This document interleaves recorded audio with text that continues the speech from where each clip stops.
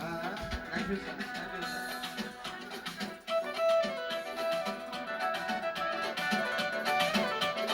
Eşk olsun.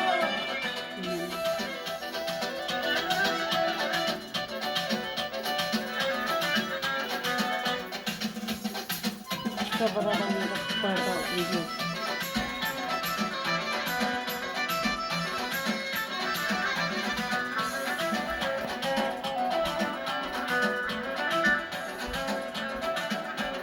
Kaşlara kipini çıkar, baktım o güzel yara, baktım o güzel yara.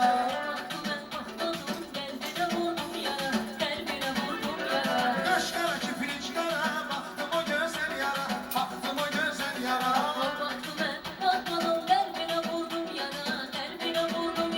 Güzel sen haralsan, pençelere demirsen, lençaran haralsan. Ay kız sen haralsan, pençelere demirsen, aslana haralsan.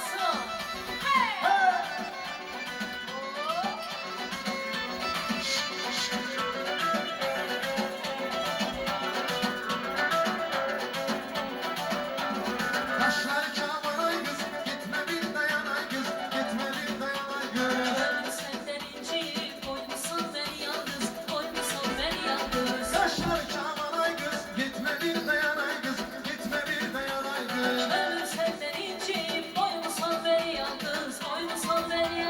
Güzel sen haralsan, pençelere demirsen, ne biçim haralsan. Ay kız sen haralsan, pençelere demirsen, yardımın haralsan. Rahmi meselesinden. Rahmi meselesinden. Babaya, savaş oluyor.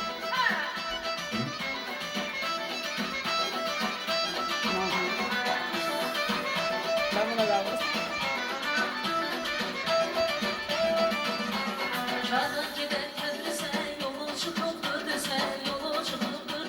Naza bile bezermek, sonra gelirsen göze, yaman gelirsen göze.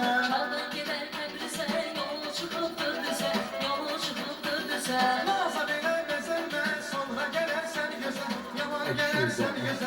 Güzel sen haralsan, ben kemere demirsen, başının haralsan. Ay kız sen haralsan, ben kemere demirsen, ben çaran haralsan. Eşk olsun.